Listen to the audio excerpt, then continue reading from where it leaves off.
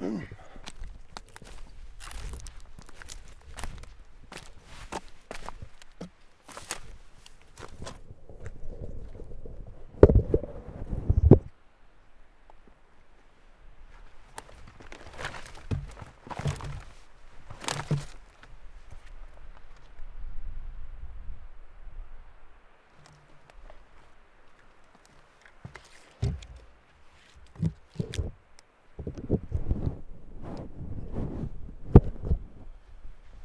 think what I'm going to do now is I got enough battery. I'm just going to run this battery out and use it up. I should be able to hang out here long enough to get a full half hour plus of shares out with everybody. Possibly. And then I'll get out of here. Phone's almost dead. Recorder's almost dead. Video camera's almost dead. I'm starving. All right, what do we got? 8-foot tall chicken and rabbit thief in Kentucky. Well, that's gotta suck. We just ordered 64 birds the other day ourselves. Chickens and turkey. Hi, Steve. I'm a 63-year-old veteran and outdoorsman all my life. I live in Pikesville, Kentucky. I've been listening to you for about 4 months. I was told to check out your YouTube channel after talking to a local podcast host, Dennis. Equals Dennis and Kentucky X-Files. More like Sasquatch detective if you ask me. I lost part of my jaw to cancer about 8 years ago and I couldn't be a guest on his show. Ouch, that's gotta suck. I can still make myself understood when I need to, but I was too self-conscious to be a guest on a radio show. He was discouraged and let me tell him a story I'm going to share with you. Okay, man, thanks a lot for that effort. I'm glad you're still alive from that shit. Anyway, this started around 3 years ago. We began to notice around my small farm that animals were disappearing, which is normal. Raccoons, coyotes, and sometimes the occasional possum would take birds here and there. Chickens disappearing. You can manage.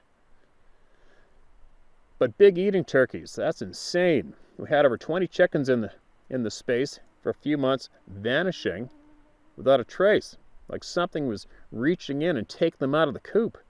If you know as much about the usual suspects as me, then you instantly know to find a pile that remains outside the coop, and sometimes inside the coop.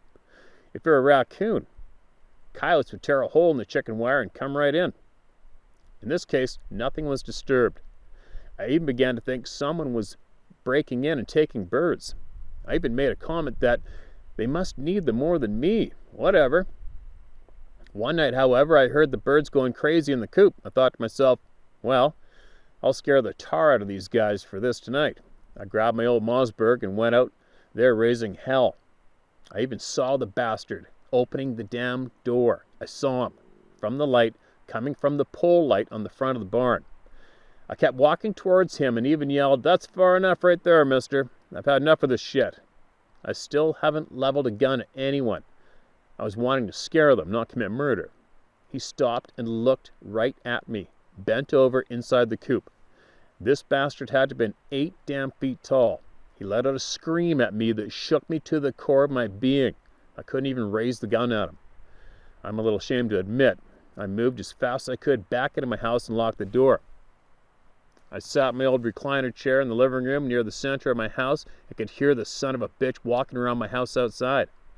My wife was upstairs and heard the commotion. I told her to stay up in the bedroom and keep the damn door locked. She told me something was throwing stuff at the windows upstairs. I looked out the window and I couldn't see anything anymore. I even thought to maybe fire a shot out in the darkness to let it know I wasn't playing around. But Steve, I chickened out. I wasn't convinced the bird shot would do anything.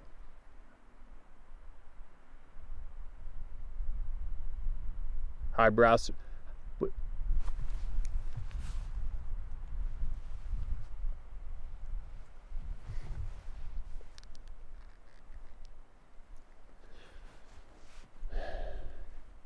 I guess I wasn't convinced the bird shot would do anything, highbrows or not.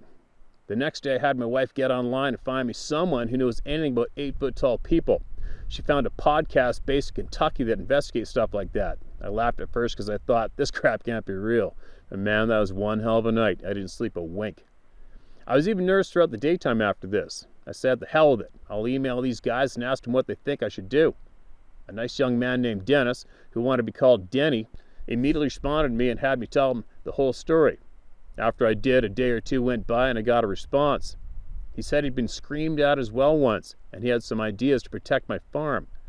He had me order UV lights and set them up around my chicken coop. He said that he was sure they are very sensitive to light and it'll make grabbing chickens and rabbits a lot harder. I said, what the hell? I ordered about 6. I spent about 2 hours setting them up and turned them on. Taking the young man's advice, I ordered extra bulbs, figuring he meant that they might blow and need replacement. The weekend after setting them up, I heard a scream come from the woods near my barn and coop. I was upstairs in my house this time, and I was trying to watch with binocs, but couldn't see anything. I did see the flash of a blown bulb, and it sounded like something hit it. This went on for an hour, and then all went quiet. The next day, I again walked in my barn and coop with my shotgun. I went to inspect the birds. All were there, even my remaining 3 turkeys. One of the bulbs was broken, and a pile of glass had to be shoveled out of the nasty chicken dirt, but I replaced that bulb easily.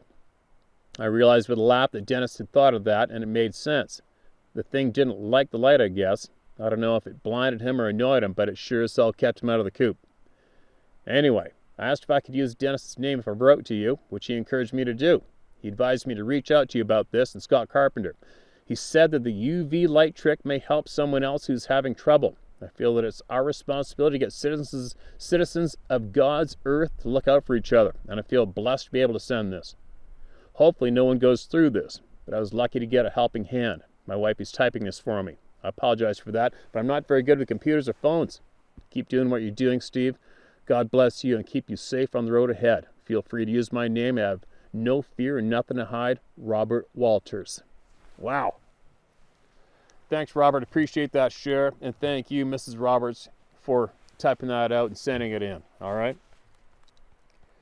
And, yeah, it's kind of a nasty, shit-eating deal, isn't it? For something that big and intimidating and that scaled to just go and,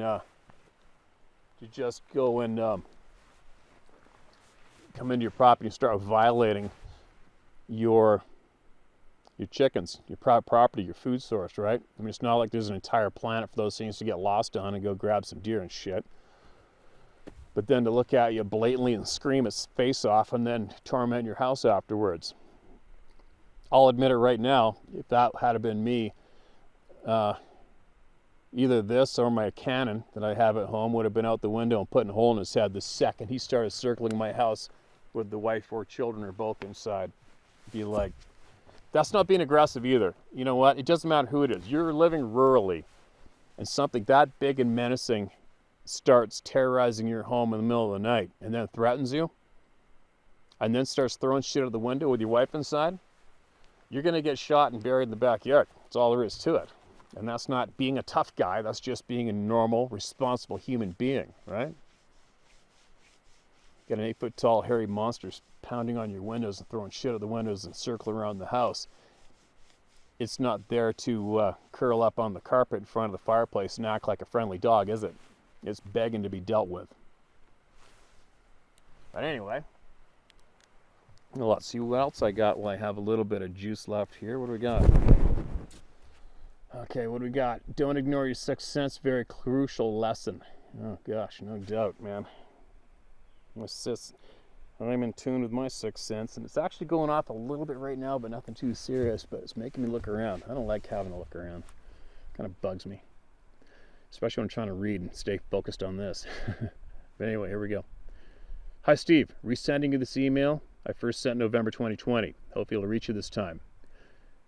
Can you not read my name out as I wish to remain anonymous? No problem.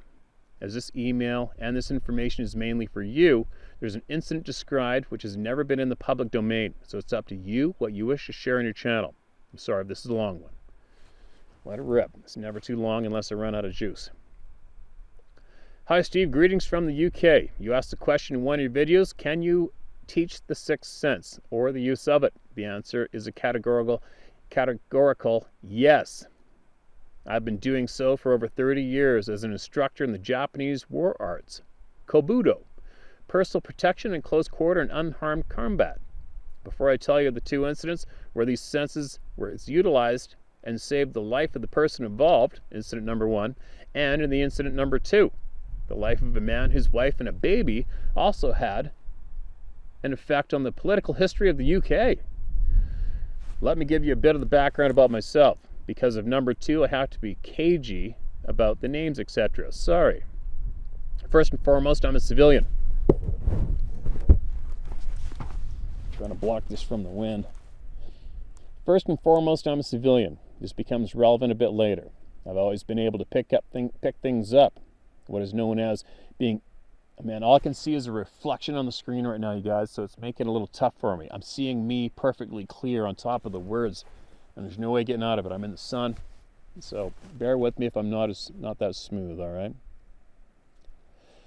I've always been able to pick things up. What is known as being empathic by some. But to me, that's how it's always been, so no big deal. It's an innate ability we all have. Before I started training, I was involved in the lifestyle of big bikes, club rivalry, and all that shit. A hard life, but a fun time. But too much ego bullshit for me. The picking things up came in useful such so that after a while, the guys would inquire how I felt about situations and places we're going to go. A useful tool to have. This lifestyle taught me a lot about how the human being works mentally, physically, and I suppose spiritually. Anyway, after a series of odd occurrences and synchronicities, I don't believe coincidences, I ended up joining a martial art dojo. After the first lesson, I knew I'd come home. Strange, but true as I have found out many years later. But that's another story and a bit crazy even to me. I digress. Unknown to me at the time, the club had military connections to the Royal Marines and SBS. So, after a few months, I got my first promotion. I was introduced to the military side of the training. As a civvy, I could pick up and choose what I did and no military bullshit, just hard training and knowledge gathering. Things were very different in the 80s. I took to it like a duck to water, so I did courses over and over, escape and evasion. I got caught once, never again. That was a bitch and a half. Lucky it was near end. X. Dog evasion, learned field craft and tracking from an amazing man named Edward Eddie McGee, sadly deceased. He had some tales to tell. People don't realize anymore that sitting down and listening to wise people tell tales, you learn a great deal of knowledge. Now it's all do, look at me shit. I went through VIP close protection training and a lot more. Ended up specializing in uncon warfare. So you see, as a civvy, I gained a lot of knowledge. I must have been mad to put myself through all that, lol. Halfway through all this, life did a kick in the balls moment and I changed the course of my life. One night, the number 2 instructor from the dojo and close friend of mine died on exercise. I felt him pass. So much potential gone. Through the resulting turmoil, I was asked to fill the gap at the club and became an instructor. No shit. Now I had to be responsible. Bummer. Throughout this time, I had the opportunity to combine the Japanese Kabuto training with modern warfare. Not much difference, really. Kill them before they kill you. But what was different was the mental approach, the mind training. That was my forte. It worked very well. This combination training was offered to the military via the chief's instructor's commanding officer. The answer, no. But I do know that it was taken up by U.S. military. The chief instructor left the military after a while and so was free to go private, so to speak. So we started instructing people from all over, military, civilian, and police. I was sent to Europe to teach and was in Berlin before the wall went down, instructing the Americans and the Germans. There's more, but I think you get the picture. Now to the point of all this waffle. We used to hold mind training courses lasting 4 days or so, utilizing mind and body exercises developed after years of real-world experience. You cannot just have mind or just body. This is not navel gazing and kumbaya bullshit. Your life could depend on this. Saved many arse a few times, let me tell you. Anyway, we had a guy from South Africa come training with us in the UK. Nothing special, nice enough bloke. This was the time when apartheid was still law in South Africa. A couple weeks later, after he returned home, we got a phone call from him. He was talking so fast and jabbering in Afrikaans, so it's a case of slow down and calmly tell us what happened. Apparently he was in his hometown / city of Pretoria and decides to go for a beer in his local bar. As he walks to the door, He got the same feeling that he was taught to recognize, so he instantly turns around and walks back out of the door. At the same time, the place explodes, blowing him across the street. All hell breaks loose. He's dazed, but otherwise okay. Police and security arrive and arrest him after a witness saw him walk into the bar and instantly leave, presumably throwing in a bomb. Luckily for him, another witness who was at the bar came forward to say that he had nothing wrong. Asked why he left, he told the police that he had a real bad feeling and they had to let him go. This shit works. The second incident involves an ex-student and friend and his wife. I'll call him John, not his real name. Many years after I had decided to leave the training group and stop instructing, the fates had other ideas about not teaching, and concentrate on my new family, I received a Christmas card from an old student with a phone number to ring him. This I found surprising, as I had moved to a rural part of the country and told no one where I'd gone. He tracked me down. We taught him well, ha. I rang him, and after the usual pleasantries, he said he wanted his son and wife to meet me. Why, I asked. He said he would explain when we meet up, which we did the following year. John introduced his son, who was about 6 or 7, and said to him, "This is the man I told you about." We shook hands, and his mom took him to get something to drink.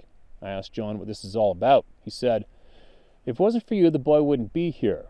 That's a bit much, I thought. I asked, "Why is that?" And this is what he told me. Some years after I quit, John got married and started a family. Unbeknown to me, John's extended family has ties to a loyalist paramilitary organization in Ireland. I didn't think he was too comfortable with this fact. At the time I'm speaking of, the UK government was in high-level talks with the IRA, and things were tense, but going in the right direction. This eventually became the Good Friday Agreement. It seems that a faction in the IRA wanted to destroy the talks, so they dispatched a person to the mainland to wreck everything by killing John and his family. That's what he was told. The intel agencies got wind of this, but apparently lost him in England before they could warn John and his wife. John said that he was in bed one night when he got the stomach-churning sense that he was in immediate danger, the same as what he had felt in training, but 1,000 times worse. We used to do exercises where you could be hurt if you didn't react to your own alarm system. This stuff is not a game, though you can have fun with it. He immediately got out of bed, got his wife and baby into the van, still in pajamas, etc., and drove off hell for leather out of there. No questions asked. John was told later that night that the guy broke into his home to kill them. Those security agencies wanted to know how the hell he knew the guy was coming. John explained everything. The guy never got back to Ireland, by the way. When they found out, what did they do? Instead of offering me a job so I could tell them to shove it up their ass, they surveilled me. When John told me that, the penny dropped for me. Years before, I had a short period where I was uneasy. Nothing bad, but just uneasy. And 2 blokes turned up one day where I used to work. Me and another guy were working outside. They started asking me dumbass questions about what I was doing, then walked off. My workmate said, "Who the F were they?" And, absent-mindedly, for no reason, I said, "F-wits from M15 probably, or MI5 probably." "Yeah," he said, and we got on with what we were doing. Well, Steve, that is just 2 incidents out of a shitload I could relate. I hope I didn't go on too much. Here's something you might find interesting. One of the techniques that we use is emotion projection, in which you as a sender send out an emotion to a target and influence their action/behavior. It is a very effective technique. Here's the stinger, Steve. The most effective and powerful projected emotion is fear. Sounds familiar?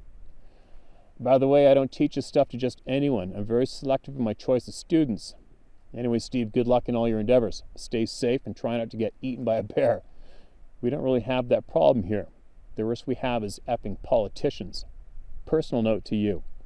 I would like to say it takes a lot for someone to get my admiration, but yourself and David Paulides have it because of the way you both have gone after the truth and to help people along the way. I do what I do to try to help people find their true potential as human beings. It's a great feeling for me to see them grow and blossom and find their truth. If you'd like to know more about what I do, about myself, though there is not much to tell on that score, or more amusing incidents on the same subject, I'd be very glad to share the knowledge I have. It would be an honor to do so. Thank you again for what you do. Sorry about Mr. Macaroni. Hurts more than humans. Please don't read out my name, as I prefer anonymity. No problem, my man. P.S. Here's a thought. If the government officially recognizes Sasquatch as a people in their own right, would they, the governments, have to give them their own homeland slash reservation, which would include mineral rights, etc.? As I said, just a thought. Wow, that is an absolute interesting email for me personally. I can't speak for everyone else, but me, absolutely. If I could, well, maybe one day I'd fly out and come and hang out, because that's a piece of information and knowledge that I have absolute interest in. However, like you said, if one of the skills is projecting fear on someone else, I don't know if you guys would probably want to give that skill to me, because you know that I would absolutely terrorize the shit out of dark people and politicians with it until they submitted themselves into the loony bin. Being honest. But anyway, thanks for that. That was a very, very interesting email from me, and I would love to hear more. If you want to share anything else, even some crazy experiences and stories you got, share away, man. I'm absolutely interested in hearing more, without a doubt. Without a doubt. I think I got enough juice to get one more in. Hopefully that camera's ripping.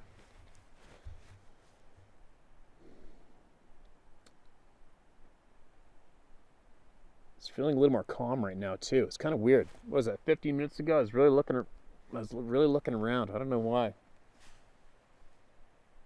It's all cool now. I've been up here so many times before I was logged. It's stupid, and I never felt nervous up here once. I'm not saying I feel nervous, but I was really looking around for a bit there. But anyway, here we go. Hi, Steve. I wrote you once before, but I sent it to the wrong place online. My name is Thomas. I'm from a little town in central Wisconsin called Woonawak. I'm writing to you about a weird place between my dad's woods and the neighbor's woods. These woods are very thick, and they go at least 35 miles through the hills. They're only split 3 times by roads. Anyways, I was about 11 years old when my grandpa and I were out hunting rabbits. We had just got fresh snow and the sun was out, warm, perfect rabbit hunting. My grandpa was half Cherokee Indian and extremely good in the woods. He taught me how to track a bumblebee in a blizzard. We were following a very big game trail that went along a huge rock bluff. The trail was leading down into a huge gut and the line fence. We could cross over into the neighbors with no hassle. We were very close friends, and we both hunted on each other's land. We were going into this big gut when my grandpa stuck his hand out and stopped me dead in my tracks. I looked up at him and could see his coal-black obsidian eyes just dancing. I looked where he stared, and I could see a perfect tunnel through some brush and half-grown trees. There was no snow in it at all. It was about 80 feet long, and it was about 10 feet tall and at least 10 feet wide, so you could go right through. He said, "Look here, boy." And I looked down at 2 major deer trails that came together right in front of the tunnel, but they split, and each one went around and not through. He says to me, "We can't go in there, boy. We go around like animals do."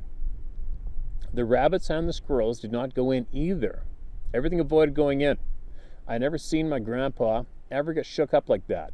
He was as tough as a $2 steak. I did just let it go then. The next week I found myself going back to the tunnel with my German Shepherd dog, Stinky. You named your dog Stinky? And it's a girl? She was courageous and not afraid of anything. I got up to the fence of the tunnel and the trees. I got up to the face of the tunnel and the trees. I looked them over closer this time. They were just leaning into each other, and the branches entwined and made a very thick walled tunnel. I had to see what spooked my grandpa, so I went in. I turned around, and I saw Stinky sitting at the mouth whining like she was scared. Her ears were flat, and she trembled. I said, "Come on, chicken shit," trying hard to get her to come in. No luck. So I started my way through. About 20 feet in, my ears started hurting, and it sounded like 1,000,000 bumblebees were circling my head and ears. I looked to the other end of the tunnel, and it was kind of fuzzy looking, like drinking out of a jelly jar. There was no bright sunlight and no reflection of sun on the snow. As I went further in, I started feeling really dizzy and drained. The next thing I noticed, I was laying in the snow at the face of the tunnel, Stinking laying right tight to me. I looked at my watch. It was 3:30 and getting time to get back to the farm to do chores. I stood up and noticed blood all over the front of my hunting coat. I was not hurt, just a little nauseous feeling. I got back home and my mom about shit a green kitten. She screamed, "What on earth happened to you?" I had blood coming out of my ears, my nose, and corner of my eyes. It was all freeze-dried on me, so I did not know it. She asked me what in the Sambilly hell happened. I told her I didn't know. She asked me when I went out hunting. I told her that Stinky and I had crossed over the fence about 11 o'clock in the morning, and that's all I could remember. My shoulder of my coat was ripped a little and wet too. Stinky had come into the tunnel and drugged me out. I told my dad what I had done, or tried to anyways. He told me that one time he and Grandpa watched a fawn go in that tunnel and never came out, and when they looked in, it was gone. Grandpa told him it was a place where the spirits come and go, and to leave it completely alone. He chewed my ass good and handed me a pitchfork. That was his way of punishing you. Cleaning calf barns by yourself. Oh well, better than a boot in the butt any day. I've never gone back to the tunnel. I'm now 55 and I'll be 56 on the 4th of July. The tunnel is still there and unchanged at all. Weird, huh? Your friend in the fight for the truth, Thomas. P.S. I wrote you about my wife's and my encounter, but I sent it to your website by accident. If you want to read that one too, go ahead, feller. Well, that's quite the email. No, I don't doubt you for a second, but you know, as I started reading more of the details, since you said it was still there, I have a feeling David Paulides might be interested in that. Maybe you want to email him, or possibly I will pass off. Maybe I'll send him the email. He'll get it, and then I'll send him your contact information. All right, and then it'll be up to you and Dave if he wants to contact you and talk to you about the tunnel. I'll guarantee you he'll want to go see it, and he is a very trustworthy man. All right, so, but anyways, I'll let you do.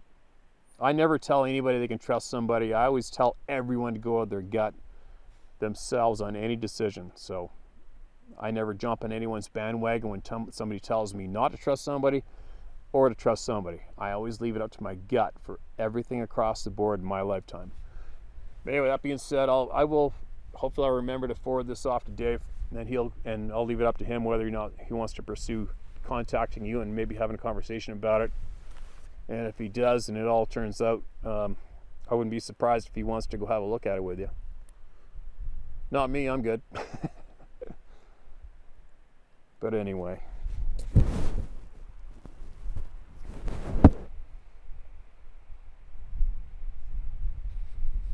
All that forest you can see behind me, I bet you I have stepped on every single pebble over there. Well, I don't know if you can see it down below me, but not on the other side. I've been halfway up the mountain on the other side, but I tend to stay away from that area. I've heard tree knocks coming out of the timber. Possibly 3/4 of the way up to the snow line behind me. I've heard tree knocks coming out of there. I was splitting great big fir rounds like this with a wedge and a maul.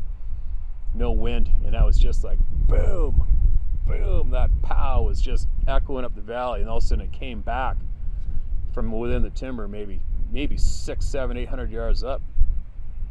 A friend of mine's dad was goat hunting on the top of that mountain years ago, back when they used to be able to hunt them there. And him and his hunting partner were camped at night, and they said they heard what they described as like samurai style chatter. That's in that snow peak right behind me. Numerous sightings on that side. It's almost like I mentioned before. It's almost like over these years, it's almost like in the back of my head, I've made some kind of agreement. Like, okay, you keep your shit on that side of the valley, and I'm going to run around this side of the valley, and everything's going to be cool. That's the way it's gone for many years, including all the literally dozens and dozens of times I've hiked all the way up here in the dark in the mature timber by myself. Never had a problem. But I've told a lot of people, especially people that scoff at this topic, if you ever thought that you possibly really seriously want to have an encounter, all you got to do is climb that mountain behind me, go up there by yourself and camp out and hang out. Don't bring a gun. That's all you got to do. I'm very confident you get what you're looking for up on top of that timberline right behind me on the other side of the valley. Anyway, that's the time to go. It's so weird. The lack of bears. now, today, compared to even like 10 years ago. It's really bizarre to me. I haven't seen one bear coming up the mountain, not one pile of bear crap on the road. And it's been trending that way for a handful of years now, and I can't figure it out. It's not humans, that's for sure. I thought possibly wolves were doing it, and grizzly bears. There's still a real good chunk of grizzly bears running around, never short of wolves, but it's really weird for me to notice, and other friends of mine too, especially an outfitter who used to outfit here, he noticed as well, the bear population has just really been dipping. I'm kind of wondering what's going on, you know? What's happening to them? There's no carcasses laying around, no diseased bears coming around, you know, being found or laying around. It's almost like something's been gobbling them up. That's what I got in the back of my brain, is something's been eating the shit out of the bears in these mountains for a handful of years now. I don't get it. But anyway, that was a long day. A good solid long day. I'll bet you I got around 7 or 8 videos worth of emails recorded up. It's time to go.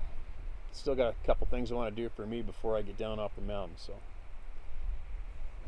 to all you people that I shared your emails in this video, thank you so much. And make sure you email again if you have any more knowledge that you think people might will be curious about here. All right, share my story howtohunt.com or tell my story howtohunt.com, and we'll get to it. I can't wait to build the man cave. I can't wait to get talking, because this video and talking by myself is getting real old. There we go.